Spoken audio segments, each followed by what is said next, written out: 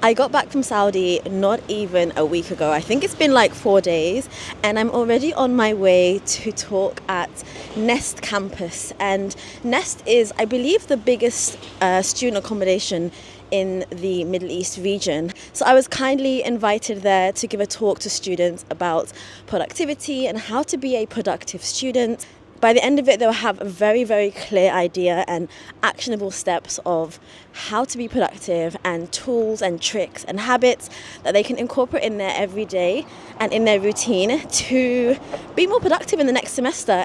I always knew that moving here would be a gamble, and we took the biggest risk. We left our family, we left our parents, we left all our friends. I was born in the UK, that's all that I know. I lived there for 30 plus years. We left all of that to move somewhere that would bring us better opportunities and somewhere that would appreciate us and somewhere that we could really build our brand and build myself and build the page doctor and just get to a point where we feel like we are making the most of our youth and living somewhere that we can have that work-life balance, somewhere that's blue skies every single day.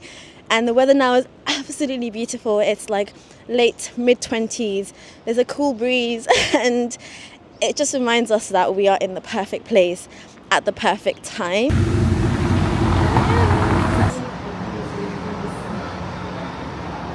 My name is Amina.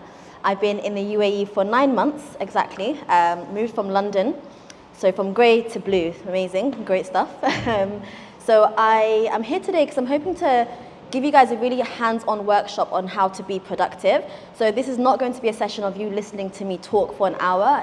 You do a lot of that, I'm sure, at university. So it's going to be me kind of telling you how to be productive, how to include things in your life, in your everyday, to help you be a more productive student. And you've got paper in front of you, so we're going to actually do something. Who feels like they have done their most amount of work, their best amount of work, their most productive amount of work? Put your hands up if you feel like that. No one? So you've all not been productive? Okay, amazing. Tell me one reason why you feel like you didn't have a productive first couple of months. What were your challenges?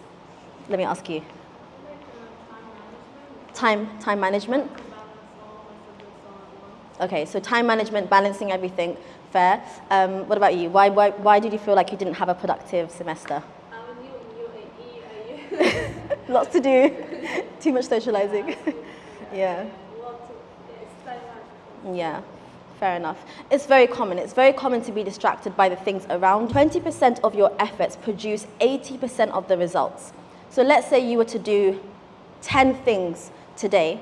Only 2 of those things are going to be the most worthwhile things to do. The rest of it is you just killing time, doing things that aren't that important but that fill up the time. And this is called the 80-20 rule. And I actually, now that you know what this is, you'll notice yourself thinking about it a bit more, because actually of the things that you do in any given day, most of it is kind of just you procrastinating and doing things to be busy, but you're not actually working towards the goal of writing that essay or applying for that thing.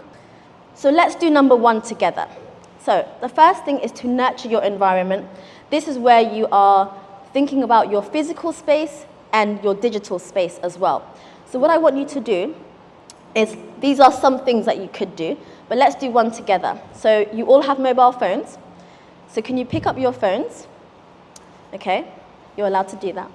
And then if you can go to, I'm sure you all have Instagram or TikTok. Go to one of those apps, because I'm sure you spent a lot of time on those apps. Can you unfollow 3 accounts that you feel like when you go on there, it's just procrastination? It could be meme accounts. It could be someone that makes you not feel very good about yourself. It could be an account that is just always on your timeline, but it's just not helping you be productive when you open. Unfollow. I do this very regularly.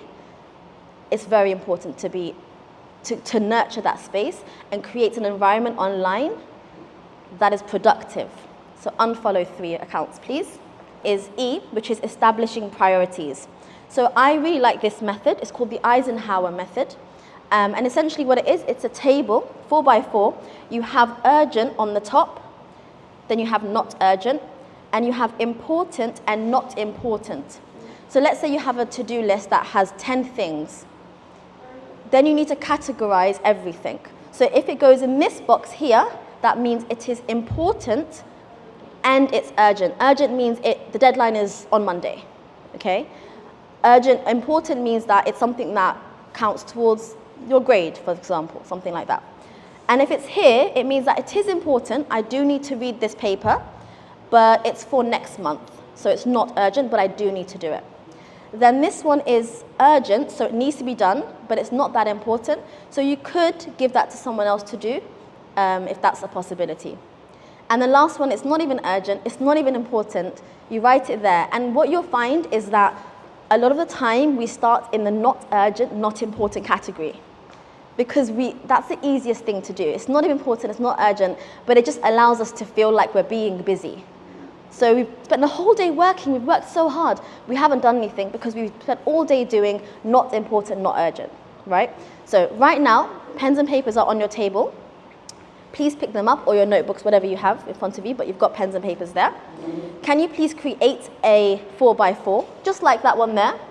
Can you write down urgent, not urgent, important, not important, and I want you to plan out, let's say today, or plan out a day, either today or your weekend or Monday, something that's coming up soon. Put all the tasks in each category, and that is your perfect to-do list, and you always start with the urgent and important category. Clean my room, okay. Make it more specific. Which part of your whole room, like the desk or the wardrobe, or like which? Yeah. It's the whole. Okay. Okay. Now I wanted to talk a bit about, we spoke about productivity, how to be productive, but the problem with being productive is that there are so many distractions around us, especially now.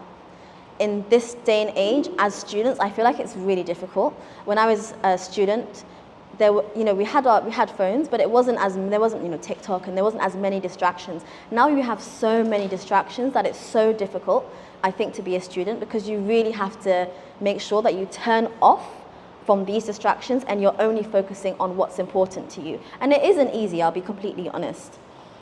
So there's all of these things that I feel like are distractions. So, your phone, your friends, social media, fear of missing out. Your friends say, hey, let's do this. And you're like, oh, okay.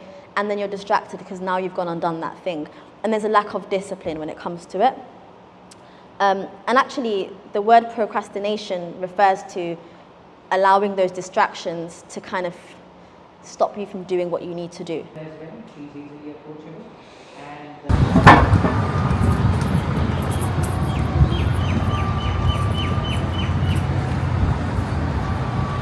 I'm back at home. It has been it feels like such a long day. I feel like I've really used my brain today. But I'm finally at home, and it has been such an amazing morning.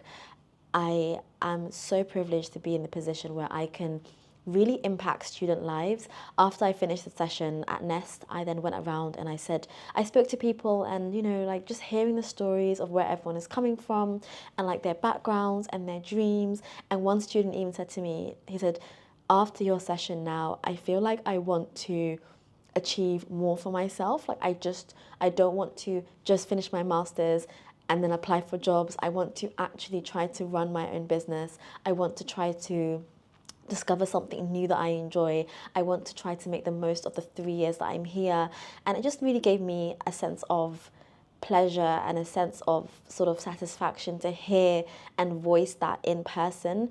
I see your comments, I read what you guys say all the time on YouTube, and it's, whilst I appreciate the comments and they always make me feel warm and happy about what I do and grateful that this is what I do every day, hearing it in person and hearing someone standing right in front of me that had just been in my session voice how they feel and how in just a 45-minute session they were able to hopefully turn their life around and find something new that they can enjoy and love and find so much pleasure in. It's just, there's nothing that matches it. It's such an amazing feeling, and I'm so privileged to be in this position. And it just makes me think back again to the risk that I took when I moved here, the risk that I took when I decided to make this my new home. at the end of the day, yes, it's Dubai, and yes, it's the UAE, and it's an amazing place to be, but it's always a risk when you're doing something new and you're leaving the people that you love, and you are starting afresh, and you're trying to build new networks and new connections and new friends, and everything is new. We had to buy all the furniture you see today. We had to buy it from scratch because we were starting from nothing. And I just hope that this is a motivation to you if you're someone who is doubting to do something or to pursue something or take that risk, or even just to try something new. If you're thinking, I don't know if it's for me, or I don't know if I can do this, or I don't know if it's going to be worth the risk, just do it. What is the worst that could happen? What the worst outcome that could occur? You might have to go back home. It might not work out. You might have to find a new job. You might have to, like, what is the worst that could happen? When you really think about what the worst outcome is, it shows you that it isn't too bad at all, and that just take the risk, just do the thing. And I just really wanted to say that this kind of past 6 months has been such a massive learning curve for me as an entrepreneur, as someone with businesses, as someone who is trying to balance doing something new with continuing with the old. I've really had to adapt. I've really had to become a new version of myself whilst maintaining the things that I enjoy, doing the things that I love, and just growing in the skills that I have, and just showing it to the world, and just being the next, the next version of me. I always say that, we are constantly writing our book, the book being your story. There's different chapters in your book. You might have 10 chapters in your book by the end of your life. You might only have one chapter, and that was just a long, elongated chapter. You were just in one place doing the one thing, and that's also okay. But a lot of us have a number of different chapters, and for every new start, for every fresh beginning, there's a new chapter.